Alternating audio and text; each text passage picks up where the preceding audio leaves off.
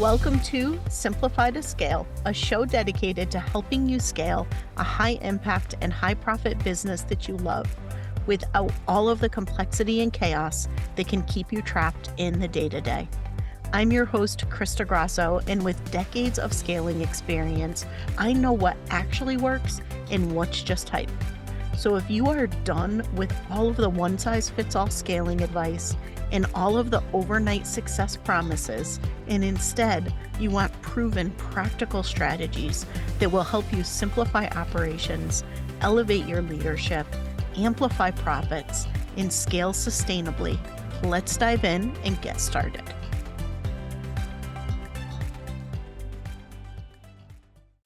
Hello, and welcome to another episode of the Simplify to Scale show.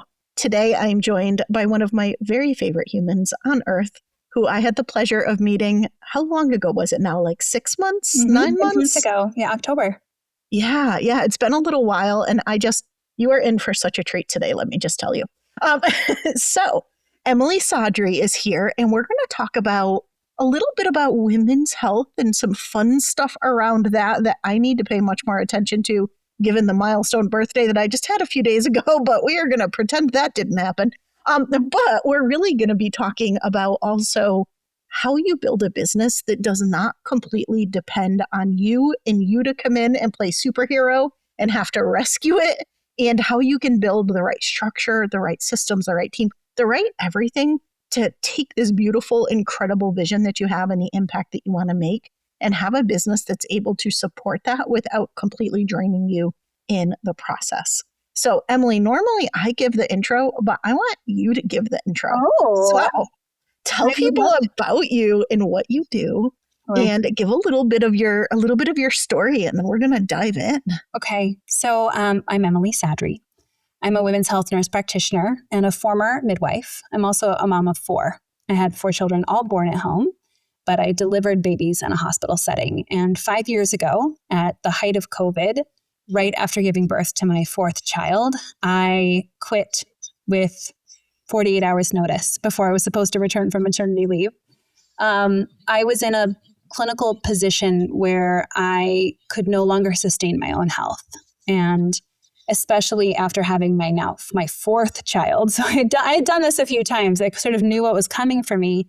I had my first 2 children in midwifery school, my second 2 children while I was working. And that was a very intense career. And it really, you wouldn't recognize me if you saw the person that I was at that time, because I was in such exhaustion, and my metabolism was broken. And it was the first time as a high achiever that I'd ever just been like, I don't know what I'm doing next. And a friend of mine pulled me aside and was like, why don't you just like hang a shingle and start a business? And I was like, no, never. Because all of the, as my daughter would say, lore, apparently that's like a tween word now. Like it's like a story, all the lore at the time was that, any midwife, physician, whatever medical person who started a practice was just going to be burnt out, underpaid, run themselves into the ground. I knew lots of people who declared bankruptcy, gotten divorced. Like I knew only the bad things. But I decided to do it anyways. And my goal in the beginning was just to make $500 a week so that I could have spending money for anthropology. I kid you not. Like that was the whole goal, was like sell 1 package a week. That was a 2-visit package. Be able to have some extra spending money, keep my mind occupied. Like I was going a little crazy. It was COVID, right? We all just needed something to do. And in my 2nd month of business, I had a $36,000 month. And my whole life changed. I was like, wow, I can make something out of nothing. And I have ideas that people are excited about. And I'd never gotten that kind of gratification in life. It changed my identity. And I had no idea that that's what entrepreneurship was. Like this exciting thing where you could have an idea, kind of throw it out there. And then not just that I made money, like the money was just the after result of the fact that I'd helped all these people. That was the part that I really loved. And then it was on my terms, my rules, my model, me doing all of the things that I wished I could have done when I was working for someone else. So here I am 5 years later, and we're now a 7-figure business in 16 states. And I have a team of clinical support, back-end support, and It was not an easy road once I decided that I wanted to learn how to scale, which is like why God put you in my life, I'm quite sure, Krista. There are a lot of wrong ways to go about that. A lot of things that people will tell you, you need this and this and this and this. And I'm really happy to say that at this point, I have completely flipped a lot of that advice on its head. I really started to try to grow in a different way, I'd say like in 2024. So not that long ago. And I did all of the wrong things. I hired the big fancy employees that didn't really do anything. I paid a lot of money for ads. And I think that it's going to mean something different for everyone.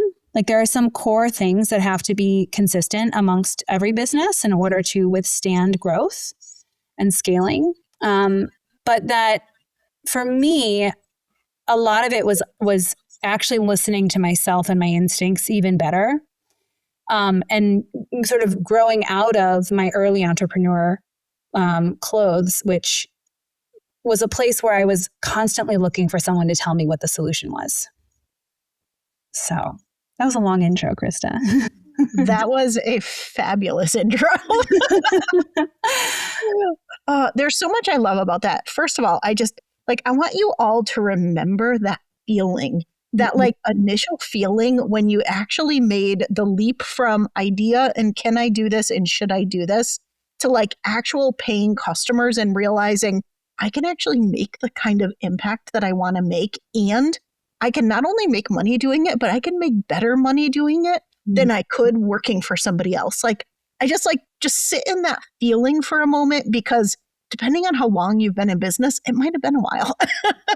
And with things the way they currently are, where things are so unpredictable for so many people, like what you're doing is pretty flipping magical. And so I think it's a really good place to sit in. But what I love so much about your growth and your expansion is the fact that like, look at all the states that you're in now. Look at all of the impact that you're able to make. And all of the mistakes that you shared that you made, we have all made them. I have made them. I mean, that is part of what I help people with today. I learned the very hard, expensive way for all of you to try to help you from making the same mistakes. But that being said, like, look what you've been able to do with that. And look at the number of women that you influence every single week. It's pretty incredible. Yeah, I think that's why I keep doing it, because the losses and the hurt, those things are they're hard. I mean, you become more resilient to them. But if it was just that and you were doing something that like I was doing masonry, I would be out by now, But, I get so many positive things every week from women whose lives were changing.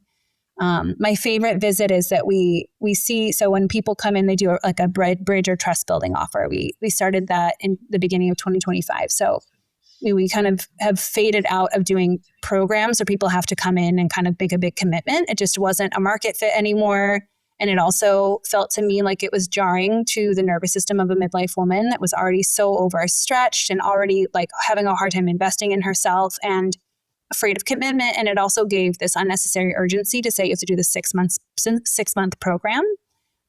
Because truthfully, like this should be a longer process, actually. This should be like a longer term relationship. And by selling programs, we were sort of shooting ourselves in the foot. So anyways, we have people start with an initial visit at 75 minutes. They get lab work before. And it's really nice because we can make that extremely high value, right? We can really give them what they weren't able to get from a ton of other providers and doctors, give them a lot of answers, connect all of the dots. And then we welcome them into membership at that point so they can join the practice. And then my team gets everything done. So we have like everything really systematized in the background of how people come on. And then, they're assigned a nurse who gets their prescriptions off and everything is done. And then they come back and see their provider, either me or one of my team members, at 6 weeks. So when they're about 6 weeks into their treatment with hormone replacement therapy, which is our primary scope of practice. So we do a very specific precision type of physiologic approach to hormone therapy that really maintains internal rhythms.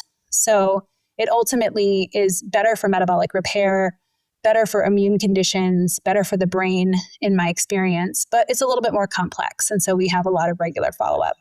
So at that 6-week visit, it's sort of like I just get to pop back in after my team has done all this magic in the background and after the work has done all the work for me. and just marvel at like who this woman is becoming, which is really a version of themselves that they haven't known for a long time. And that's so satisfying. Like I could do those all day, and there's still tweaking to be done after that. But yeah, it gives me life, and it allows me to keep saying like, how do I keep going and making this easier on me so that I can do this for more people, right? I think that often the breaking point for entrepreneurs is like your own resilience and your own bandwidth and burnout. And so I'm always trying to find ways to lessen my own burnout and increase my bandwidth so that I can teach what I'm doing, to the rest of my team, right? And so that I can really show up and do the activities that I love doing, like seeing patients, which I'll never let go of. Yeah, I love that, because what you just described is sustainable scaling. Mm-hmm. And it's so opposite from what so many people do. So many people are the like growth at all costs, just do more. Mm-hmm. If I just take on this extra thing, if I just add this extra offer, if I just do this extra layer. And we all know more isn't the answer, yet it fights, I think, every natural instinct that we have, combined with a lot of the, I'll say, bro marketing and a lot of the messaging that people hear all the time. And what I love so much about how you evolved the way you've worked is you have evolved. You didn't stubbornly stick to a model. You're continuously experimenting, and you're looking at those very high leverage solutions that are not just very high leverage for you and the internal team, but for your clients as well. Like, I feel like you keep finding those sweet spots, and I'm sure it'll keep evolving because it always does. But I think that's to me, that's some of the most impressive, like, secret sauce to what you do, I think, is you are willing to evolve with and lead the market. Yeah. And I think that that's such a differentiator, and B, does help you avoid burnout and all of the other things. Yeah. And I think, a lot of us entrepreneurs, we care so much, and many of us are empaths and highly sensitive. And that's what made us really good at coming up with an offer in the first place, because we were meeting a need that nobody else could see existed, because we just had that sensitivity and attunement that someone else didn't have. And so that serves me really well as a clinician, but it also serves me really well in terms of running the business and, seeing this trend in 2025 that I just couldn't live with, that our churn was getting higher than I'd ever seen it. We had an amazing closer, an amazing person doing sales calls, and it just wasn't working like it was before. And, the market changed completely in the perimenopause and menopause space in a span of just a few years. When we started, it was like we were the only people doing what we were doing. And so people would just come because we could help, period. And now we're in a place where people really know, they're very problem aware, right? We didn't have problem awareness just 2 years ago. Now we have problem awareness, but people are, beyond the point where they need to know that you have the solution. They actually want to understand your methodology before they sign on for your solution. And so with that in mind, like, it made perfect sense that we go all in on, this initial offer, but then also take away anything else that was really contrary to kind of midlife psychology, which is, I think, very different. Like, we are at a point in our life where we're not afraid to spend money on ourselves if we know there's going to be an ROI. But we also do not want to be pressurized, because most women in midlife have parents that they're thinking about. They have other life stuff. They have family that they're thinking about. They're at the peak of their careers.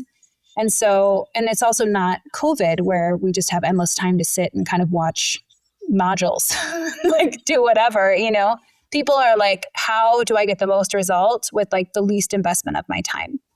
Do you have a proven way to help me with that? And that's what we lead with now. Is in that initial visit, I'm mapping out 2 years for them, right? This is what's happening. This is why it's been missed. This is why we're different. And this is what I think will happen, right? If we do all of these things. But I also never overpromise, which I think there are certain ways as a medical person that have actually protected me from some of that bad marketing stuff, because I feel an ethical obligation to not overpromise results and to say this is what I see, but ultimately you're responsible for your results, and we'll be here every step of the way, but I'm not in your body and I'm not in your brain and making your choices all day long. Right. So that has worked really, really well. And we also really built everything for retention. Retention is the whole goal. right? Enrollment is not the goal. Enrollment is great, but retention, reactivation, right? Really leaning into relationships is like where I have my whole team focused right now. Because truthfully, for me, midlife and menopause care, it should be long-term. And what we're trying to do is really replace what, primary care is for women right now without being primary care providers. So I tell people that we're sort of like primary care for women without urgent care. So like, I'm not going to take care of your sinus infection or like refer you for an x-ray if you have like a broken foot, but I'll refer you for all of your preventative screening. And I'll actually look at your metabolic markers. So like your cholesterol and, inflammation markers, et cetera, through the lens of hormones. And I'll know that your menopause care is actually also metabolic care. It's all together.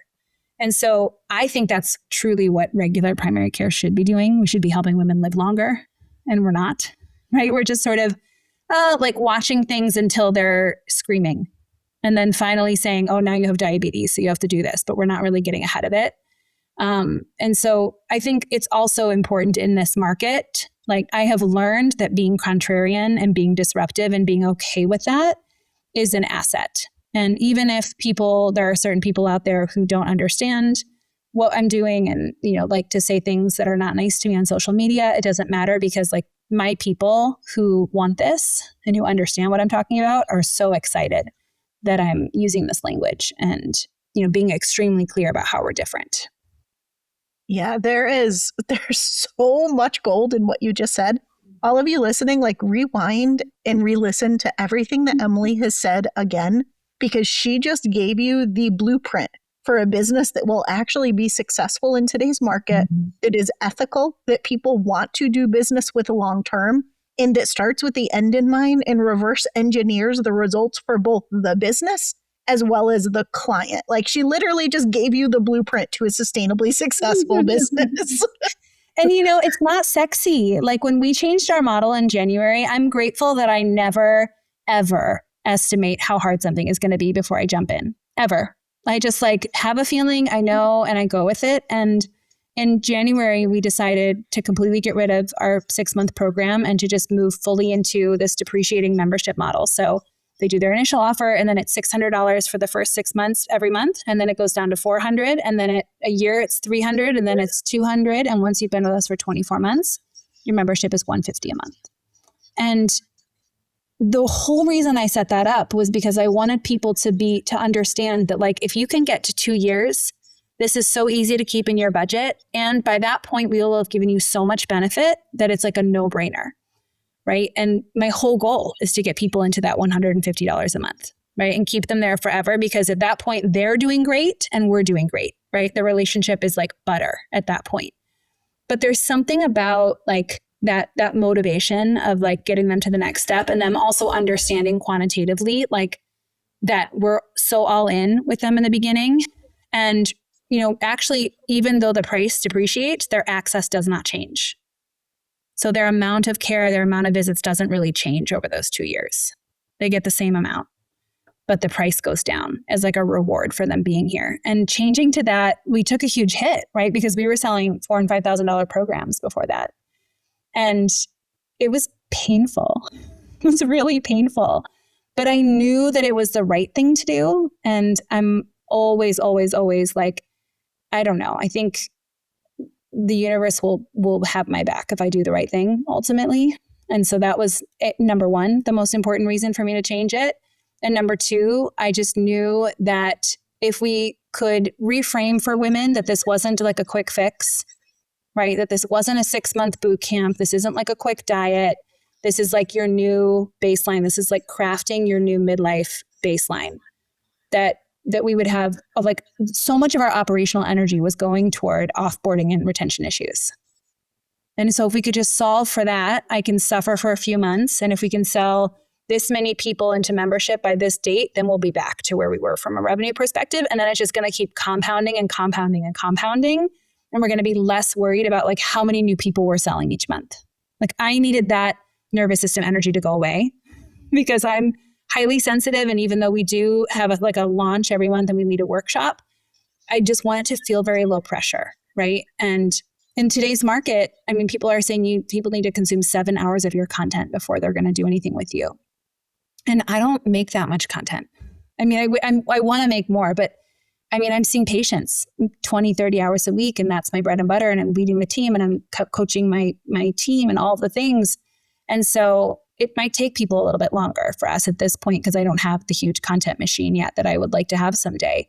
And that's okay. That's okay, because like the way that we built our model up to be, like people can take their time, and we're not feeling like people are booking sales calls and not closing because they just need more time to build that trust, you know?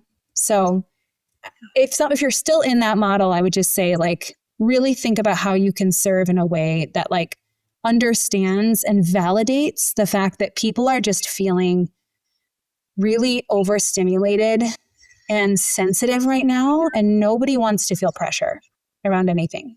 Like I feel that. I don't want to feel pressurized about making any decision, especially an investment decision. And I think like in general, the whole market is that way. Would you agree? Oh gosh, one of the things I have, pushed back against quite a bit for forever now is the false urgency. But there's nothing I enjoy about it. It's very transparent when people try to do it, which I really don't like. But more importantly, I feel like when you pressure someone to make a decision based on your timeline versus their timeline, you can, with the right tricks and the right things and the right whatever, get someone to say yes, but they're coming in not in a place that's really truly for their best interest anyway. They said yes more based on FOMO or based on fear of missing some kind of deadline or some kind of something. And like, is that really the place that you want people to come in at, first of all? Like it energetically, I feel like it's a total different experience for your business and for them. Yeah. And I find that's where people have the most refund requests. They get people who complain the most and aren't really committed and aren't showing up properly. And this is something that I've seen for years and years and years now. But I think we reached a point last year where people were just like, nope, not doing it anymore. I'm done from a consumer perspective. So it's forcing people to have to make that change. But I wish that in general, people just thought about things the way you're thinking about things anyway, because it shouldn't have to be that customers stopped tolerating it so people are changing that behavior. Like that behavior should have never existed in the first place. Right. Like people buy on their timeline, not your timeline. And that can be frustrating when you're trying to hit a financial goal. But at the end of the day, how do you provide things that are supportive so that when it is the right timeline for somebody, you are the person that is there to be able to support them. Yep. And I think we need to flip it all, and more people need to be brave enough to do what you did in your business model. Yeah. And I could not be happier that we've moved completely away from sales calls and totally into, purchase this like genuine like exchange. So we're really giving them something of very high value when they want to come try out the practice, and they can do that, visit with us, and they can go see 3 other providers if they want and compare and see where they feel the best. And we're just going to over deliver. And then we do so much follow up. And that's something that I'm like even working on perfecting even more and more and more, really integrating Miracle Hour into our work. So every team member who's not like a clinician, but every back of house team member who's interfacing with patients is really reaching up in like a loving way. And the example that I give with that is, if my kid has a cavity, I have 4 kids, right? So I'm really busy. Even just getting all of them to the dentist enough is like a huge task. And sometimes cavities in kids are like not a big deal. You can just follow them, you can check them again in 3 to 6 months. Sometimes it's like, you should really take care of this right away, So if you tell me that my kid has a cavity, and then I think to myself, like, I'm just going to watch it and we'll like have it checked again in 6 months. If you don't actually call me and say like, hey, I really want to get this kid in for the filling, like I will just let it go. Please call me. Please bother me. I don't think you're trying to get my money. I think you care. And so that's what I tell my team. It's like we people have come to us raising their hands saying they want help. And it's our responsibility to follow up with them until they have help, whether it's from us or someone else, and let them know that we're here and that we're thinking about them. And sometimes that's many months after they have their initial visit, and that's okay, right? When they do it, it's their time. And I always think of the first therapy appointment I ever had in my life.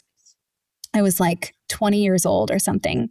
And my life was a huge mess, as college kids' lives often are. And I walked into this West Village office with my brand new therapist. And I was the whole time on the way there, all I could think was like, how am I going to explain to her why I waited so long to start therapy?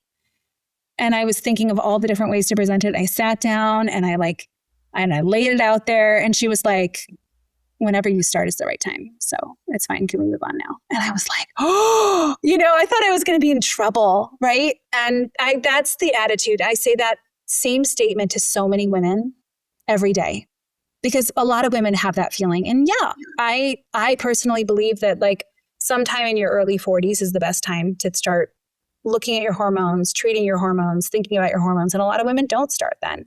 Are they wrong? No. Like they're starting at the perfect time. It's totally fine. Like we all need to feel a little bit less guilty. And so I never want to be following up with someone, making them feel bad that they haven't come in. I just want them to know that we're here and we're ready for them. Well, it's really interesting because I want to kind of dissect this a little bit, because I think it's really important is if you think about the old sales model that you've completely turned on its head and moved away from, but if you think about the old sales model, it's urgency, urgency, urgency, urgency, urgency, get someone to buy now, get someone to buy now, get someone to buy now. And what did people not do when people didn't buy now? Any sort of follow-up, any sort of nurture, any sort of way to bring that person back and invite them back when the time might have been right for them. They would rely on that person either being on their mailing list or maybe coming to join the next big event where they were going to pressure them to buy now. Yep. Instead, you've completely shifted the model, and now you've baked in this continued follow-up until you said, they have help, whether that's from you or from someone else. And what a much more supportive approach that I think just fits how we're naturally wired anyway. Yep. 100%. And especially women, like our nervous systems are so much more sensitive. And one of my epic fails in 2025, I had a couple of epic spend fails around trying to scale my business, was hiring a male COO who came in really hot and had some good ideas. And, sometimes when you feel so alone out to sea as an entrepreneur, it could just feel like the best thing when someone comes in, cares about you, and is asking you questions and coaching you and feels like they're supporting you. So it wasn't all bad, but ultimately, like so many coaches out there and even consultants, even a lot of fractional people, I think often come in with like, this is my system. I'm going to teach you how to do it. And I really ultimately what he wanted me to do wasn't in alignment, like a setter and then a closer and just Facebook lead forms and then following up aggressively with a setter to get them on a call. Like it just wasn't ever going to be what I wanted to do. Right. I want it to just feel like the doors are open here, come. And the more that I can speak about why this method and the way that we do things is so different, people just naturally find us and raise their hand. Right. And think about if you're going to go make an appointment with an acupuncturist or any healthcare person, you just want to be able to go online and book your appointment and pay. Right. That's all you want to be able to do. Right. So that was how, isn't that so funny how in all the years that I've been in business, I've never had that. Never in 5 years up until just January of 2026, have we ever had where you could just go online and book and pay for an appointment. It's hilarious. Sometimes the simplest things that you're not doing that are the most logical, right? And people right now, it's interesting. We're in a little, people are talking about trust recession for a long time. We've been talking about this, but people also want privacy in a way I think that they haven't. Everybody feels a little overexposed online. And so a lot of women don't want to get on the phone with someone and talk about why you should work with our practice.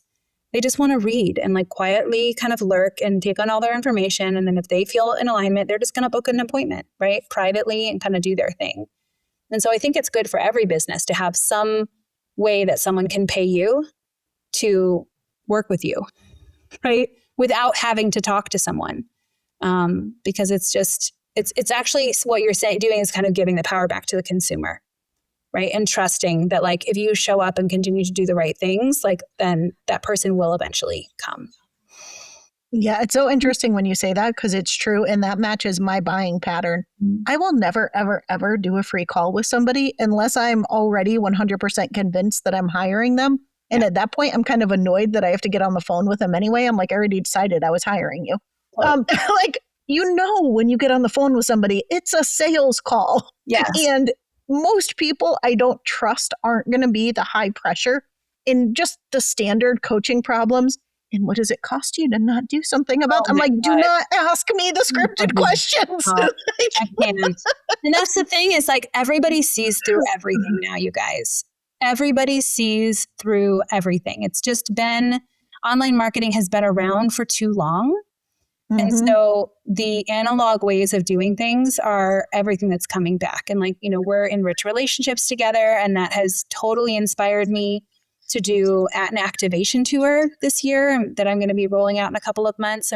You're obviously coming to the one in Austin, doing dinners like in all of the major cities in the states where we're launching. And I really believe that, again, one relationship, like if you're one of my relationships in Austin, I have 2 other people that I know, and all of you invite one person of someone who's connected and aligned and good, like just being in community with these people will bring me more people. And I won't pitch shit at that dinner, right? Because it's not what it's about, right? It's just about being in connection and community with people in an old school way, right? I love the saying that Kelly Roach says, which is that 8-figure entrepreneurs are obsessed with the things that 6-figure entrepreneurs think they're too good to do. Oh, I mean, that's like one of her favorite statements I've ever heard her say. It is so true.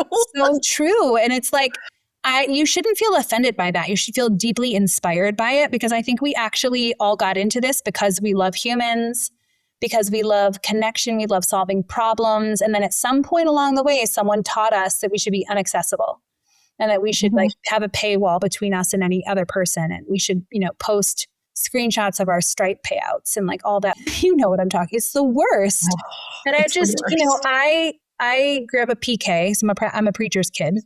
Actually, both my parents were pastors. And my whole early life was all about talking to people and just having to be by myself and talk to people. And I actually love that. Like, I love connecting with people. I love learning people's stories.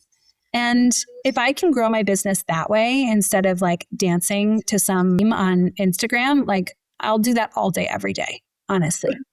You and me both.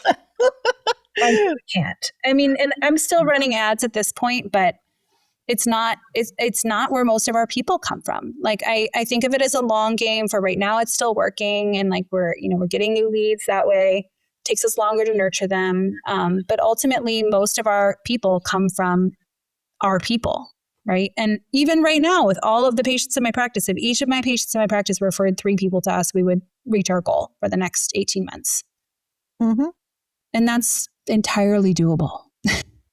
Well, and the thing that I think is so brilliant about your business model as well, that I want to just kind of circle back to, and then I want to give you the opportunity to talk more about what you actually do. But that being said, I love the fact that you are building for the long game. You're building for the long-term relationship.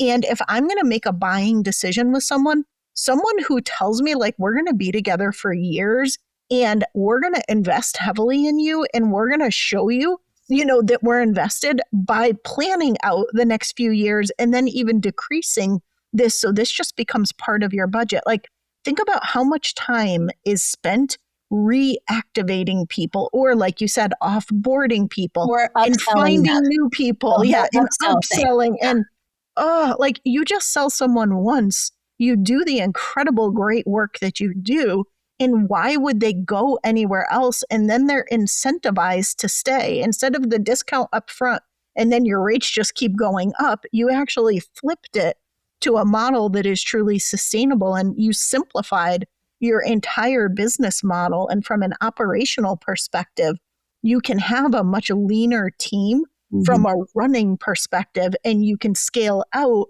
the number of providers that you have to be able to serve more people. It's just, it's brilliant across all the levels. Thank you. And I think I'm in the process of I've really restructured my team. And I've had one of those moments that I think a lot of people do when they get to that 7-figure point where like everybody who got me here is not coming with me to the next phase, aside from some of my provider team, obviously, which is different. And it's great. It's awesome to actually get a clean slate moment and be able to say, what do I actually believe is going to work to grow? Because for so long, when I first started trying to scale, it was like I was looking to everyone to tell me what to do. And I've always known, it's like I always tell the story that when I was having my first baby, and like first babies are really hard. And it was a very long time that I was between 9 centimeters and having a baby in my hands, like many, many, many, many, many hours. And I had this moment where I was like, I could jump out the window and like, this would all be over. Or like, I'm just going to have to get myself out through this. Like, I have to do it. Nobody can do it for me. Like, I have to do this. And that's another thing that I come back to all the time of like, when I'm really in the throes of something, every time the answer is, I have to do this. It doesn't mean that I can't lean on friends for support, but I'm not going to them to tell me what to do. And I think that there's something, at least in me, that as I moved from a 6-figure to a 7-figure entrepreneur, that's really what changed. I was like no longer experimenting and trying out everybody else's methods. I was like really locked in to what I knew to be true. I love that. And trusting your own intuition and knowing, because you probably had enough evidence of, I knew I should have done this and I did this because this other person recommended it. Or I knew this didn't feel quite right, but they said it was going to work really well, so I did it anyway. I mean, I will say that is true for me. We've all done it. You have to have that experience before you can have that past point to look back on and say like, yeah, the last time you did that, it didn't work out.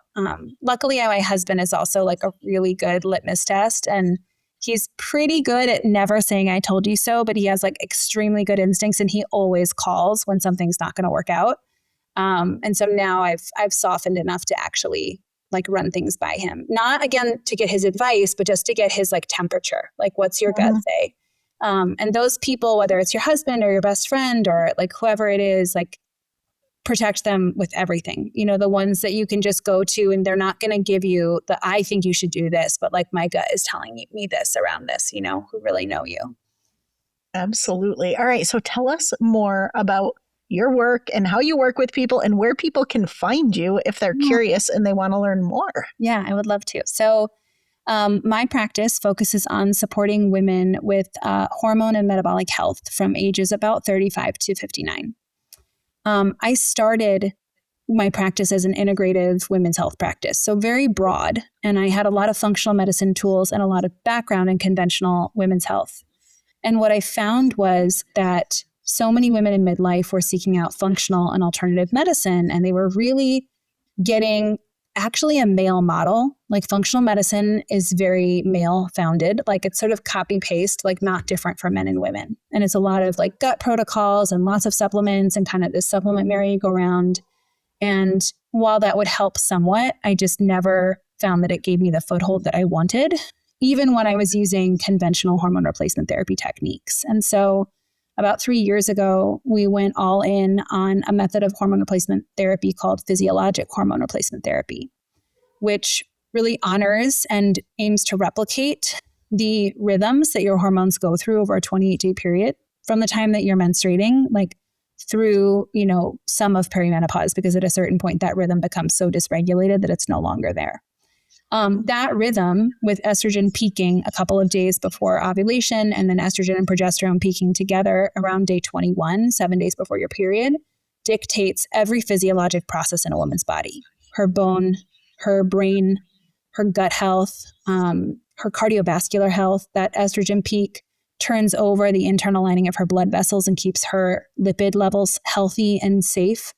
And so when we put women on this method, along with all of the metabolic support that we do. So we have functional nutritionists on our team, we have somatic coaches on our team, and we really look at the whole picture. And so I say we do very functionally informed hormone care, the right amount of functional medicine, not too much, with an emphasis on the endocrine system, because for women, that's what dictates health, in my opinion. And that's what prevents us from getting and dying of the things that most women die of, which are metabolic disease, like diabetes, cardiovascular disease, heart attack, stroke, osteoporotic fractures, right? Most women that get a hip fracture will end up dying from that hip fracture. It is astounding. Diabetes and breast cancer and other types of cancers, those are the primary reasons that women die. And a lot of those things we can slow down the aging process and really mitigate our risks if we take a very keen and precision approach to our hormones and our metabolic health. So that's what we do. I say we solve for what primary care has left us behind with. And we serve women in 16 states. And the company is called Aurelia Health. You can go to aureliahealth.com and you can get a visit with us. And I think we can give your audience a code too, Krista, for $100 off their first visit if they're interested in just having a different look, right? At that first visit, we include a panel of 57 lab values. So you go to a local Quest, you get those labs done. Then we spend 75 minutes just really saying like, here's what's going on and, what we would do. It's really helpful.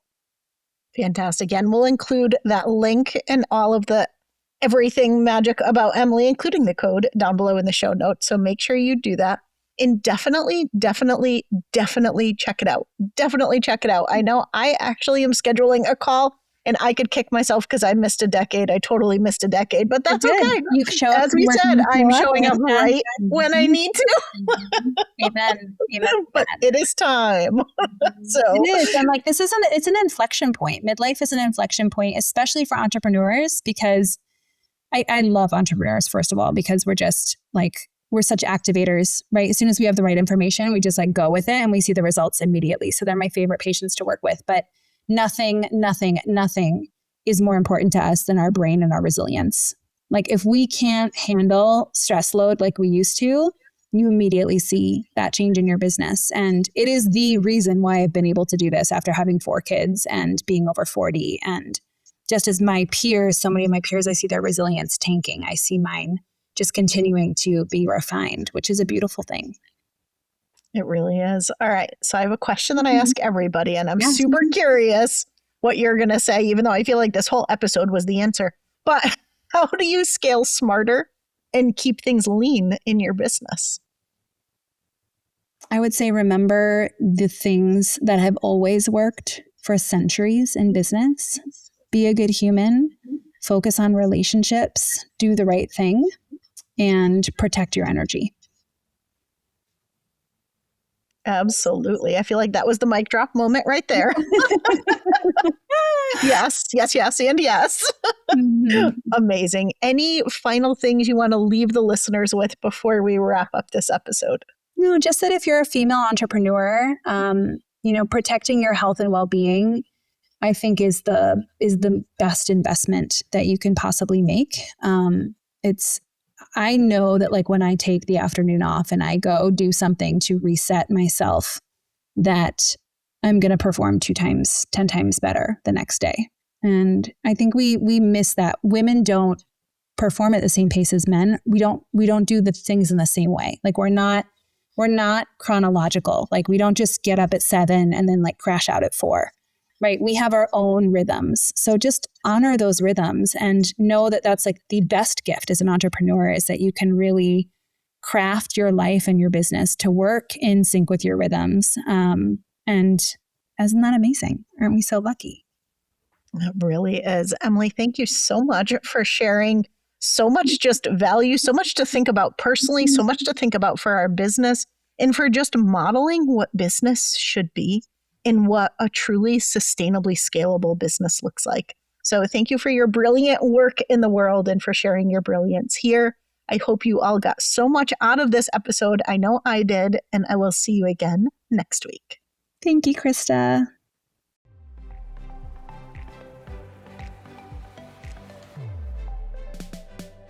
If you are a visionary founder ready to get yourself out of the day-to-day operations of your business and scale in a much more simple, sustainable way, I have just the thing. Register to join me for my Scale Simpler workshop at scalesimpler.com. In it, I break down the hidden barriers that keep you trapped in the day-to-day of your business and what to do to finally extract yourself once and for all so things do not keep coming back onto your plate. And if you're someone who partners with founders as their right-hand advisor, consultant, or fractional, I invite you to explore our scaling certification and licensing programs at strategicopsinstitute.com.